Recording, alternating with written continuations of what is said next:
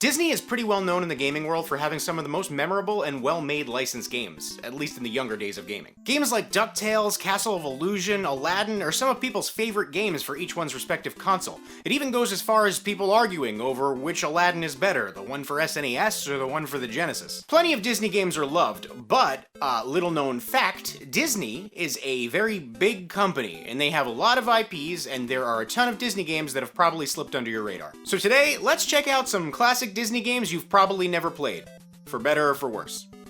So, it's no real secret or mystery that no one really asked for a straight-to-VHS sequel to The Little Mermaid, but that didn't stop Disney from trying to get some of that sweet, sweet licensed tie-in money. Still confusing though, because it's not even like this was some big blockbuster release. I honestly don't know why they decided to make a video game based on it, and I think the name of the studio that developed it kinda says it all. What's even more confusing is why they made a pinball game. Who asked for this? Not only is it a pinball game, but it's an extremely bare-bones pinball game with only 2 tables to play on, one based on aerial and one based on melody. There isn't much to do on either of them, with very few things to even interact with. Aesthetics and different music are pretty much the only things setting these 2 tables apart, with one having a cracked out looking flounder and another with flounder going "Ah!" The pinball physics themselves aren't terrible, but they're nothing to write home about. Par for the course with most pinball games for the Game Boy, they all feel pretty similar. This isn't the worst pinball game ever, but there's really nothing to see, and I can't help but wish I was playing Pokemon Pinball instead. The game also apparently has a bunch of minigames to choose from, but I'm guessing you need to unlock them somehow because I couldn't manage to select any of them. Surprisingly though, the game is actually multiplayer with up to 4 players, but as far as I can tell, it doesn't have any link cable functionality or anything. It just has the option to add more players before you start, and I'm pretty sure the game just expects you to pass around a single Game Boy. Don't get me wrong, it's nice the feature is there, but I'm gonna tell you right now, I was in elementary school when the Game Boy Color was popular, and I can say with full confidence that nobody was passing around a Game Boy Color during resets taking turns playing Little Mermaid 2. Did you know that Traveler's Tales made a kart racer for the PS1 based on Toy Story? I sure didn't. Even more surprising to me is that it's actually pretty good. I'd also like to say that I think it's pretty funny that this is the second time in like a month that I've talked about a game that had Tim Allen in it. Then again, Christmas is coming up, so maybe I've subconsciously been getting into the spirit. So the controls take a little getting used to because unlike Mario Kart, holding left or right will actually make you bust a UE if you hold it for too long. Once you get used to the game's little quirks though, this is actually a pretty fun and unique kart racing game. Unlike its contemporaries, Toy Story Racer isn't the type of racing game with different cups to conquer. Instead, it's mission-based and split between different characters, and has a progression system akin to like a collectathon, sorta. Each character has a different set of missions, and completing each mission grants access to more missions. For example, I started off playing as Woody, beat the 2 missions that were available, but couldn't progress to the next until I selected a different character and beat another mission or 2. Now these missions at their core are just a mix-up of typical kart racer gameplay, but the change-up is a nice change of pace from what I'm used to. Missions can come in the form of races, full-on cups, another type of race where if you fall behind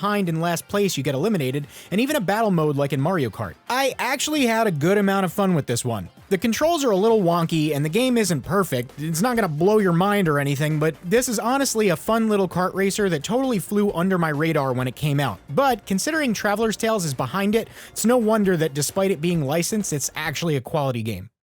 So you just saw what happens when a licensed kart racer ends up being surprisingly good and exceeds your expectations.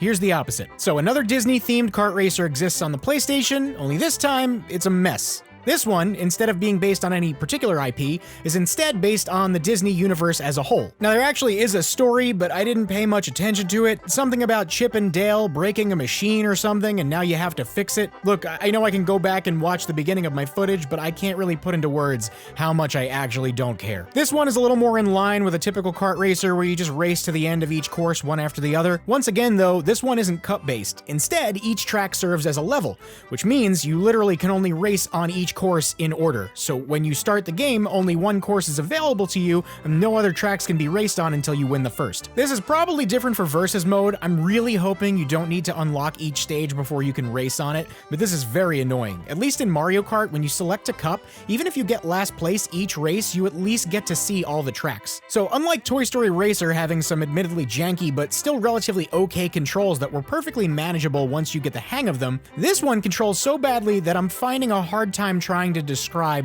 how it controls. Everything feels a lot tighter, but like not in a good way. Like this doesn't control loosely at all, that is until you drift and then everything goes haywire. Basically everything feels really, really stiff, but also you don't feel like you have a whole lot of control. It's very weird. It's the kind of thing you really need to feel for yourself. Also, this game runs like total garbage. I can't tell if it's the Sony PlayStation 1 console I'm using or the game itself, but it feels like it speeds up and slows back down intermittently, and the frame rate is super erratic. At least there's a good selection of characters here, like Chip and Dale and this guy. Now you might have noticed that this whole time I've been showing footage of the same track. Well, that's because that's the only one I was able to play on. Like I said, you need to beat the tracks to progress, and this game is an absolute nightmare to play. I did want to at least get past the first course, and after giving it the old college try and getting second place, which should be perfectly sufficient to progress, I found this out. Not bad, but not quite fast enough.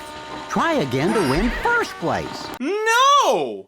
In the wake of the booming popularity of the Lion King movie, and by wake, I mean a whole year and a half after the film came out, Disney decided it would be a good idea to release a crappy minigame collection based on the franchise. Now, given the fact that the game is based on Timon and Pumbaa, I'm inclined to believe that it's based on the animated series, which makes sense considering it came out 3 months after the show started airing on TV. I guess I get it, but we're talking December 1995. The SNES was on life support at this point, and the N64 was right around the corner. But I guess you can't blame them for striking while the iron's hot for a quick cash grab. Anyway, this is one of the most phoned in and boring minigame collections I've ever played. It's only got 4 minigames and all of them are bad. There's a really slow pinball table with once again very limited set pieces to interact with. There's a Frogger clone, which by the way, I cannot for the life of me figure out because instead of just making it to the goal, you have to collect a bunch of bugs before doing so, but the game never tells you that, nor does it tell you how many bugs you have to collect before entering each goal, so you kind of have to periodically hop into a goal to check to see if it works. There's also a shooting gallery game, which is probably the only part of this game that resembles anything remotely fun. And then there's this weird Space Invaders type game, which is terribly slow and janky to control. Everything here is just a really bad ripoff of something else. Apparently, there was also one extra minigame in the PC release that was cut for the SNES version, which rips off Puyo Puyo. And it's a shame, because that's probably the best one. I'm kind of surprised to find a game like this on the Super Nintendo and not one of those plug-and-play systems with 5 billion games in one. This really is like on par with a bootleg. Gross. Here's a platformer for the Sega Genesis starring Goofy, and after playing it, I'm not at all surprised at the fact that I've never heard about it before. So in concept, this game seems like a cool idea. Goofy's got this arm extender thing that works as a grappling hook, and it totally opens up a world of possibility for level design, but unfortunately, it's barely utilized at all, and what we're left with is a frustrating, slow, dumpy platformer that controls bad and isn't fun. So the game is about Goofy apparently working as a janitor at a museum and needing to clean up the place overnight, and he invents this arm extender to somehow help him clean or whatever, and then another janitor, Pete, is out to sabotage him. There's a lot more details, but I stopped paying attention after the first minute or so of the intro cutscene.